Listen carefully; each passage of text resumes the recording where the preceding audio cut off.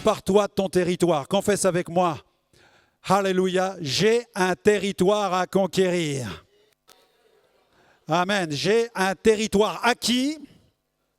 J'ai un territoire à conquérir. J'ai un héritage acquis, déclare-le. Et j'ai un héritage à conquérir. Amen. Amen, amen, amen. Jacques chapitre 1er, versets 17 à 18. Jacques chapitre 1er, versets 17 à 18. Toute grâce excellente et tout don parfait descend d'en haut du Père des Lumières, chez lequel il n'y a ni changement ni ombre de variation. Il nous a engendrés. Alléluia. Il nous a investis d'un genre nouveau, selon sa volonté, par la parole de vérité, afin que nous soyons en quelque sorte les prémices de ses créatures. Amen. Ce qui signifie qu'en Christ, nous sommes fils et filles de rois, princes et princesses. Amen. Nous sommes un royaume et des sacrificateurs pour Dieu le Père. Éphésiens chapitre 1er, versets 13 à 14. En lui, vous aussi, après avoir entendu la parole de la vérité, l'évangile de votre salut. En lui, vous avez cru et vous avez été scellés du Saint-Esprit, qui avait été promis, lequel est un gage de notre héritage pour la rédemption de ceux que Dieu s'est acquis à la louange de sa gloire. Amen. Vous êtes scellés du Saint-Esprit. Et le Saint-Esprit qui est en vous, c'est le gage de votre héritage. Tu dois savoir que tu as un héritage parce que le Saint-Esprit est en toi, qui a la conviction qu'il est habité par le Saint-Esprit. Amen. Alléluia. Le Saint-Esprit rend témoignage à notre esprit que nous sommes enfants de Dieu. Le premier qui me prêche chaque jour, c'est le Saint-Esprit. Dès que je me lève le matin et que je me regarde dans la glace, eh bien, le Saint-Esprit rend témoignage à mon esprit que je suis enfant de Dieu. Moi, je peux me regarder dans la glace et me dire, tiens, je ne suis pas en forme ce matin. On a eu une réunion qui s'est terminée tard. J'ai les yeux semblables à ceux d'une grenouille qui n'a pas dormi depuis 3 semaines. J'ai l'air d'un batracien et je n'ai pas l'impression de voir un enfant de Dieu. Mais quand je commence à consulter le Saint-Esprit qui est en moi, tout à coup, il me rappelle que je ne suis pas la grenouille que je vois dans la glace. Mais je regarde la grenouille en face et je lui dis non, tu es prince ou alors tu es princesse. Amen. C'est ce que vous avez fait ce matin par la foi. Amen. La Bible dit, mais à tous ceux qui l'ont reçu, Jésus, la parole, à ceux qui croient en son nom. Jean chapitre 1er, versets 12 à 13. Elle a donné le pouvoir de devenir enfant de Dieu. À tous ceux qui ont reçu Jésus, la parole. Tu peux mettre entre parenthèses, à tous ceux qui ont reçu qui quoi? Jésus, la parole. Jésus, la parole, a donné le pouvoir. Jésus, la parole créatrice, a donné le pouvoir de devenir des enfants de Dieu, lesquels sont nés non du sang, donc non pas d'une naissance naturelle, ni de la chair, mais sont nés de la volonté de Dieu. Ta première naissance, elle est naturelle. Et elle est une opportunité pour vivre la seconde, qui est spirituelle. Naître de nouveau. Amen. Tu es donc déclaré dans les Écritures possesseur. Tu es ordonné possesseur d'un héritage. Dieu t'a ordonné. Peut-être que tu dis, mais moi, je n'ai pas de ministère, pasteur. Je ne suis ni apôtre, prophète, ni évangéliste, pasteur ou docteur. Je suis, entre guillemets, et ça n'est pas péjoratif quand je le dis, un simple chrétien. J'aimerais te dire que tu es ordonné, possesseur d'un héritage. Alléluia. Un héritage qui est glorieux. Amen. Et nous allons voir maintenant les principes de l'héritage spirituel qui est le nôtre. L'Ancien Testament nous fournit des récits épiques illustrant la dimension de notre héritage spirituel. Je pense à la conquête du pays de Canaan, qui en est le parfait exemple. Premier point ce matin, le concept divin de l'héritage. Premier point, le concept divin de l'héritage. Voici comment je définis le concept de l'héritage divin. L'héritage divin comprend les potentialités et les bénéfices de la rédemption déjà acquis par la foi en Jésus et ceux que nous sommes appelés à nous emparer par la foi tout au long de la vie chrétienne. Notez bien ma définition de l'héritage, elle est importante, il y a une nuance importante ici. L'héritage divin comprend les potentialités et les bénéfices de la rédemption déjà acquis par la foi. Est-ce que tu as conscience de ces potentialités déjà acquises par la foi, qui sont en toi et qui t'appartiennent? Amen. Mais aussi ceux que nous sommes appelés à nous emparer par la foi tout au long de la vie chrétienne. Et cet héritage va se mesurer en quoi? En accomplissement, en développement, en œuvre. Alléluia. Vous êtes sauvés. Pourquoi? Pour des œuvres. Ergon, en grec, des œuvres, ergon, c'est-à-dire des miracles, des créations, des entreprises, des associations. Ergon, amen. Vous êtes sauvés pour des ergones. Amen. Gloire à Dieu. Afin que la gloire soit rendue à Jésus, Dieu soit loué. Des fruits, des transformations, une destinée et l'expansion. Et cet héritage atteindra le paroxysme au ciel. Parce que dans le ciel, tu vas entrer pleinement et définitivement dans ton héritage. Amen. Il y a l'acquis par la foi. Il y a ce que je vais prendre par la foi. Et il y a cet héritage dans lequel je vais entrer au jour de la glorification. Tu ne cesses d'hériter. Tu ne cesses de recevoir l'héritage des saints dans la lumière. Alléluia. Dieu soit béni. Nous disposons donc d'un héritage et celui-ci ressemble à un territoire à conquérir. L'héritage du territoire, c'est l'idée de Dieu dans la parole. Amen. Dieu nous donne une merveilleuse illustration de l'héritage en employant la question du territoire. Le territoire, c'est la parabole que Dieu nous donne dans l'Ancien Testament pour nous édifier. L'héritage du territoire fut l'idée de Dieu d'ailleurs. Dieu ne fut-il pas l'auteur, le grand stratège de la conquête du pays de Canaan? Regardez ce que la Bible dit dans Josué, chapitre 1er, versets 1 à 5. Prenez votre Bible, Josué 1, versets 1 à 5. Après la mort de Moïse, serviteur de l'Éternel, l'Éternel dit à Josué, fils de Nun, serviteur de Moïse, Moïse, mon serviteur, est mort.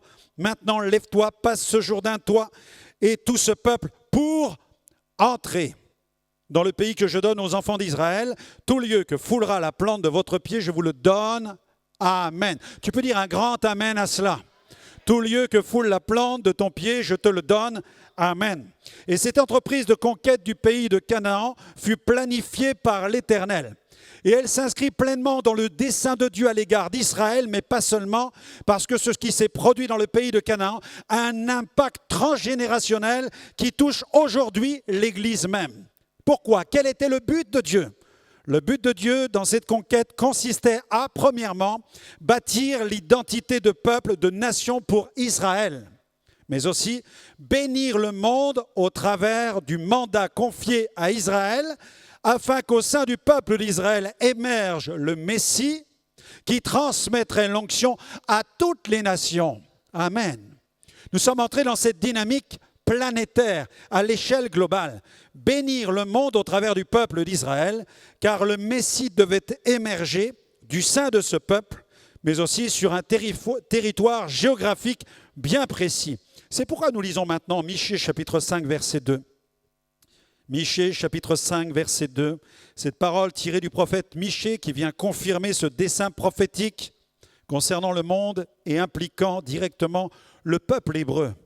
Michée 5, 2, « Et toi, Bethléem, Ephrata, petite, entre les milliers de Juda, de toi sortira pour moi celui qui dominera sur Israël et dont l'origine remonte aux temps anciens. » Quels temps anciens? Au jour de l'éternité. Vous avez encore là dans ce passage un texte prophétique qui vient affirmer la divinité de Jésus, le Fils de Dieu. Il est Dieu béni éternellement. Il existe avant même que toute chose existe. Amen. Toutes choses ont été créées en lui, par lui et pour lui. Au commencement était la parole était avec Dieu, la parole était Dieu, la parole a été faite chair et nous avons contemplé sa gloire. C'est la gloire du Fils unique venu du Père. Alléluia. Jésus, Dieu, le Fils, Jésus, le divin Fils, le Messie, qui émerge d'Israël et qui va susciter un peuple pour les nations. Deuxième point, votre puissance se trouve dans l'alliance. Amen. Tu peux déclarer, ma puissance se trouve dans l'alliance. Ma puissance, je t'ai pas bien entendu ce matin, ma puissance se trouve dans l'alliance. Amen. L'alliance est l'héritage d'Abraham. Dès que Dieu fit alliance avec Abraham, celle-ci s'accompagne d'une promesse, celle d'un héritage. Dieu fait alliance, il y a un héritage. Et il s'agissait d'un territoire où allait couler le lait et le miel. Et la responsabilité d'Israël, c'était de le conquérir, d'en prendre possession, de le cultiver, d'y bâtir des maisons, et ensuite de le développer afin de le préparer pour sa mission. C'était la mission confiée à Josué, le conquérant, gloire à Dieu, un territoire à conquérir. Et ce pays serait de toute évidence une bénédiction pour la descendance d'Israël. Regardez, Genèse 15, versets 18 à 21. Genèse 15, versets 18 à 21. En ce jour-là, l'Éternel fit alliance avec Abraham et il dit, je donne ce pays à ta postérité. Voici la conséquence immédiate de l'alliance. Lorsque quelqu'un fait alliance avec Dieu, Dieu lui donne un territoire. Amen. Quels sont ceux qui ont fait alliance avec Dieu ce matin? Levez bien votre main. Amen. Tu peux dire j'ai un territoire. Confesse, j'ai un territoire. Dieu a préparé un héritage. Et cet héritage va se traduire par un territoire. Chacun d'entre nous, nous sommes dotés d'un territoire. Amen.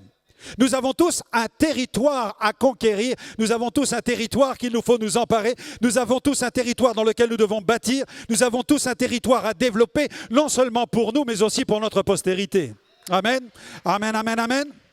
C'est pourquoi votre vie spirituelle va avoir un impact sur d'autres générations. C'est pourquoi tu ne peux pas te permettre d'être un chrétien attiédi, refroidi, endormi. Tu dois être un chrétien brûlant, enflammé, incandescent pour l'expansion du royaume de Dieu. Alléluia, gloire à Dieu. La nouvelle alliance est l'héritage des saints. Romains 1, versets 12 à 13. Rendez grâce au Père qui vous a rendu capable d'avoir part à l'héritage des saints dans la lumière, qui nous a délivrés de la puissance des ténèbres et nous a transportés dans le royaume du Fils de son amour. Amen. Et Jésus est l'héritier de toutes choses. La Bible dit ceci, dans Hébreux chapitre 1er, versets 1 à 3. Après avoir autrefois à plusieurs reprises et de plusieurs manières parlé à nos pères par les prophètes, Dieu dans ces derniers temps nous a parlé par le Fils qu'il a établi héritier de toutes choses. Jésus est l'héritier de toutes choses. Mais une question se pose, mais héritier de quoi? Qu'est-ce que ça signifie de toutes choses? Jésus est l'héritier de l'autorité sur la création de l'univers. Tout a été créé en lui et par lui. Jésus est l'héritier du trône de la gloire. Amen. Le siège de la justice de Dieu, siège de la puissance de Dieu. Jésus est l'héritier de l'Église. Nous sommes son peuple qu'il a racheté par son sang. Jésus est aussi l'héritier de la nouvelle création. N'enfermons pas Jésus simplement dans le film Jésus. N'enfermons pas Jésus seulement dans The Chosen. N'enfermons pas Jésus simplement dans Jésus de Nazareth pour les plus anciens. Okay. Jésus est à la tête du plan prophétique pour l'humanité qui est en cours, qui est en vigueur et qui n'est pas terminé. Amen. Jésus n'a pas fini d'œuvrer. Il doit encore accomplir son plan. Il y a un règne qui nous attend. Et les rachetés sont co-héritiers. Vous êtes co-héritiers. Amen. Ça nous bouscule dans la tête, ça, ce matin. Amen. Nous sommes co-héritiers en tant qu'enfants de Dieu. Nous sommes associés à certains domaines de l'héritage de Christ. Nous sommes associés à l'héritage de la gloire par la dimension de la vie en Christ, bien sûr, puisque Jésus a dit « Je leur ai donné ma gloire ». Mais aussi par l'association au règne de gloire dans le ciel et la nouvelle création. Amen. Amen. L'Église contemporaine a réduit le message de l'Évangile à une peau de chagrin. Et nous avons considéré ce message du plein Évangile comme une révolution, une illumination. Et tout au long de l'histoire de l'Église, il y a des temps d'illumination et Dieu soit béni. Pour les bien-aimés qui ont reçu à l'époque, au début du siècle dernier, cette révélation, comme Amy Semper McPherson, qui fut la première à prêcher « Jésus sauve, Jésus guérit, Jésus baptise du Saint-Esprit, il revient bientôt. Amen ». George Jeffreys d'Angleterre a récupéré le slogan, il l'a ramené en Europe. Ensuite, Douglas Scott est venu en France, il l'a récupéré, il l'a prêché. Et la plupart des églises de Pentecôte ont été bâties sur ces 4 fondements. Jésus sauve, Jésus guérit, baptise du Saint-Esprit, revient bientôt. On a parlé de l'évangile aux 4 angles. Dans son ouvrage « Le miraculeux évangile », George Jeffreys explique que c'est l'évangile carré. Et il le compare même à une maison. Et pour qu'une maison tienne solidement, il lui faut 4 murs. Amen. Il y a quelqu'un dans la salle, vous me suivez bien? Vous êtes encore avec moi? Amen. L'évangile aux 4 angles. Et en tant qu'évangéliste, je l'ai prêché pendant des années et je continuerai à le prêcher. Mais un jour, le Seigneur a dit, il manque quelque chose. Et j'ai dit quoi? Il m'a dit, tu dois ajouter la toiture. La toiture? Il m'a dit, le fondement, c'est Christ. Les 4 murs sont bons, mais il faut une toiture. Il m'a dit, la toiture, c'est la destinée. Trop de chrétiens ont goûté au plein évangile, ils ont été guéris, délivrés, baptisés du Saint-Esprit. Ils attendent le retour de Jésus tranquillement, mais ils n'entrent pas dans leur destinée. Pour eux, la destinée, c'est celle du pasteur, c'est celle de l'apôtre, du prophète, de l'évangéliste qui brille sur l'estrade et qui ne prêche que pour lui et pour sa gloire. N'est-ce pas ce que nous voyons sur la planète Terre, où les ministères font lustrer, ils lustrent leurs galons, ils lustrent leurs médailles et ils attirent l'attention sur eux. Et ce matin, bien entendu, j'ai présenté mes livres, j'ai présenté le ministère que Dieu m'a donné parce que vous avez besoin de le connaître. Mais si je ne prêche pas que votre ministère va connaître une expansion, je suis à côté du dessein de Dieu, frères et sœurs. Je suis là pour vous équiper, vous envoyer dans la moisson. Alléluia. Parce que vous avez tous reçu un ministère de la part de Dieu. Vous avez tous reçu une vocation. Et le dernier mouvement sur la planète avant le retour de Jésus sera le mouvement des gens remplis du Saint-Esprit qui vont satisfaire. À Marc 16, vous prêcherez l'évangile à toutes les nations. Alléluia. Voici les miracles qui accompagneront ceux qui auront cru en mon nom. Ils chasseront les démons. Ils imposeront les mains aux malades. Les malades seront guéris. S'ils boivent quelques breuvages mortels, cela ne leur fera point de mal. Alléluia. La gloire de Dieu va se manifester. Dites gloire à Dieu où j'explose sur l'estrade. Amen. Wouhou. C'est chaud. C'est bouillant. Amen. Oh, alléluia. Merci Seigneur pour l'illumination du Saint-Esprit. Mais nous n'en avons pas les droits d'auteur. Rassurez-vous, rassurez-vous. Il nous faut longtemps, nous les francophones, pour nous réveiller. Parce que d'autres prêchent depuis longtemps, ils ne nous ont pas attendus. Il y a sur la planète des ministères qui prêchent l'évangile d'expansion depuis longtemps. Et nous avons besoin d'entrer dans cette expansion. Notre mandat est un mandat d'expansion. Et tu vas entrer dedans et tu vas révolutionner ta vie spirituelle. Amen, amen, amen, amen. Tu vas troubler le clergé autour de toi. Oh, yes. Mais Dieu veut que tous les hommes soient sauvés. Dieu ne veut pas faire de nos communautés des communautés de ghetto. Il y a trop de communautés repliées sur elles-mêmes, qui sont sans vision, sans expansion, qui ne se préoccupent que de leur bonheur, de leur confort, mais qui n'ont aucune vision sur les gens qui périssent autour d'eux. Alors que le cœur de Dieu brûle. Et le désir et la mission de notre Église, c'est de contribuer à cette expansion. Et moi, je crois que Dieu va nous donner des extensions pour répondre à cette expansion et que d'autres communautés GV Center vont s'ouvrir en France et même dans d'autres pays, sur d'autres continents. Parce que c'est la mission de Dieu. C'est la mission de Dieu, c'est la mission de Dieu.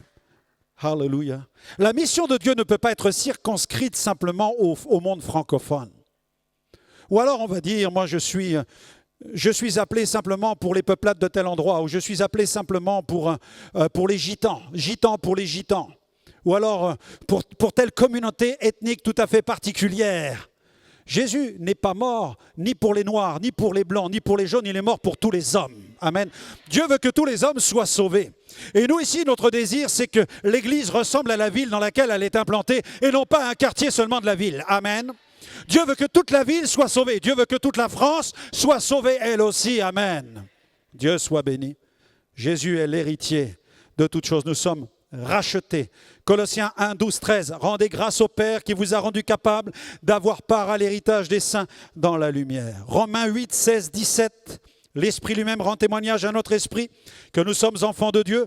Or, si nous sommes enfants, nous sommes aussi héritiers. Éphésiens 2, versets 4 à 7.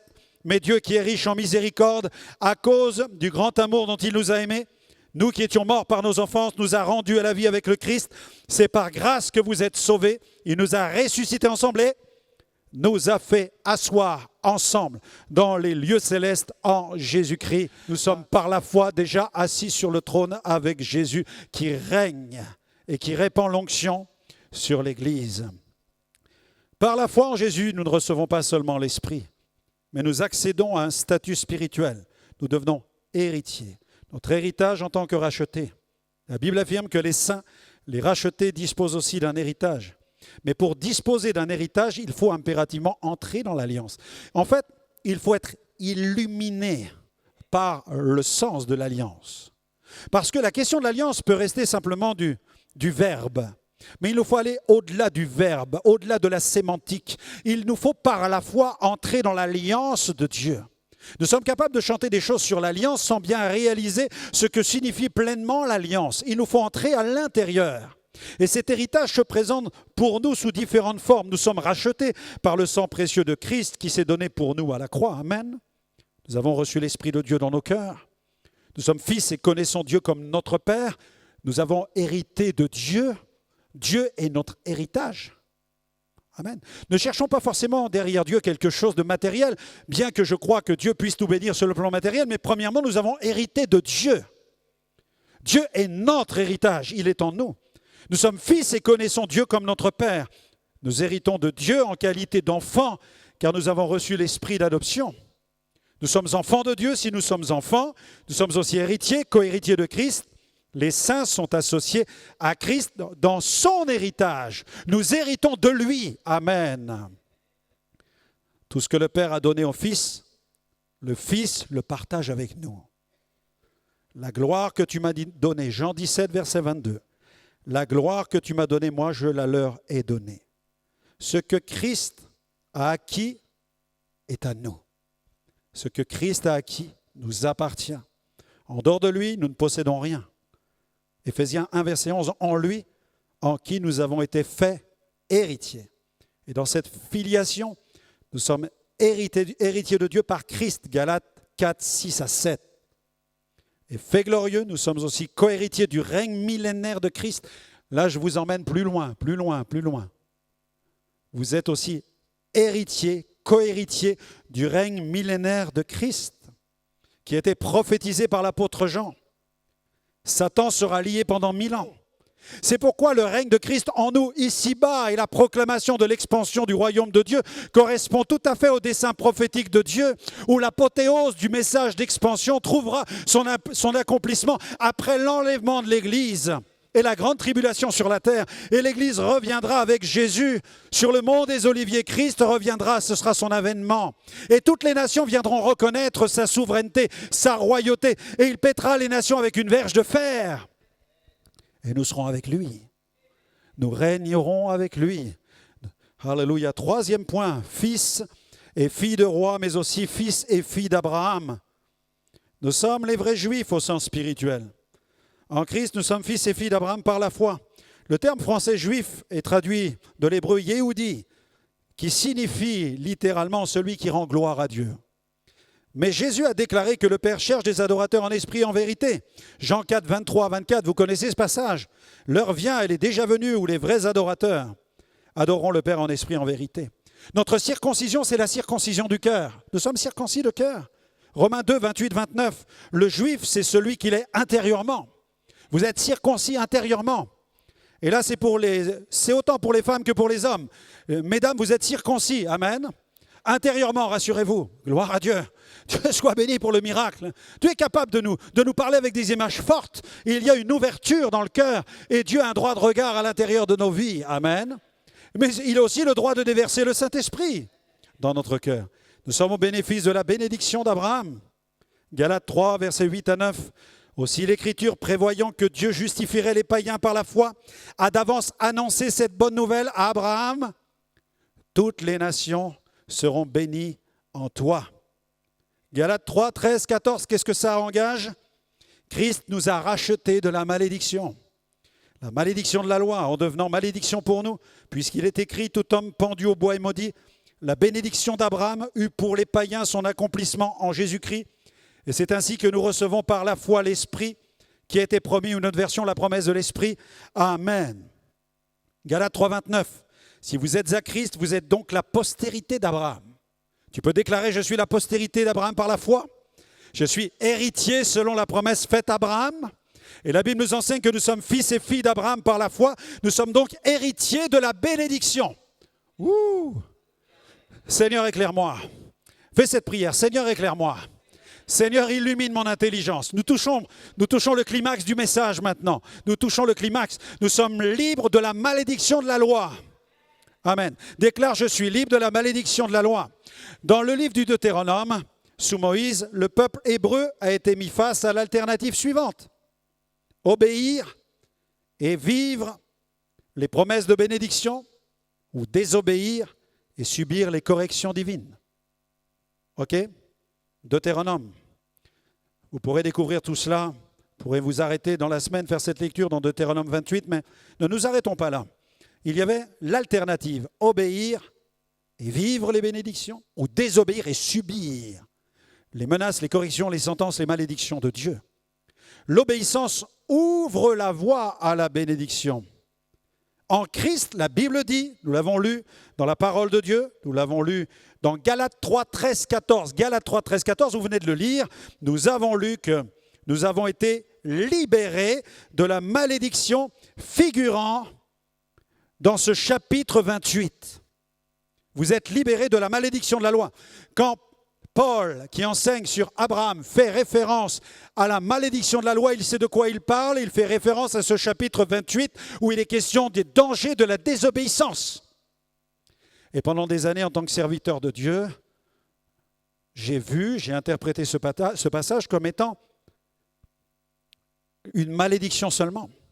C'est-à-dire que pour moi, Dieu m'a libéré de la malédiction de la loi. J'étais capable de dire Amen, Amen, Amen. Mais je n'avais pas pris conscience que j'avais accès à la bénédiction du chapitre 28. J'étais focus uniquement sur la partie négative. Et Dieu m'a éclairé un moment sur la partie positive. Amen. Écoute-moi bien ce matin. Si Christ a été fait malédiction pour nous, nous ne sommes donc pas privés des bénédictions mentionnées dans la parole de Dieu. Le texte de Galates nous dit que nous sommes libérés de la malédiction, des malédictions de la loi. Mais elle ne nous dit pas que nous sommes privés des bénédictions qui sont mentionnées dans le chapitre 28. Ce qui veut dire que quand tu lis le chapitre 28 du Deutéronome, tu dois déclarer, proclamer « Amen, je suis délivré de la malédiction de la loi », mais tu dois te nourrir des bénédictions qui figurent dans le chapitre 28 du Deutéronome parce qu'elles sont prophétiques pour ta vie spirituelle. Amen. Si tu obéis à la voix de l'Éternel, versets 1 à 14, si tu obéis à la voix de l'Éternel, ton Dieu, en observant, en mettant en pratique tous ces commandements que je prescris aujourd'hui, l'Éternel, ton Dieu, te donnera la supériorité sur les nations. Amen. Sur les nations de la terre. Amen. C'est un message d'expansion apostolique.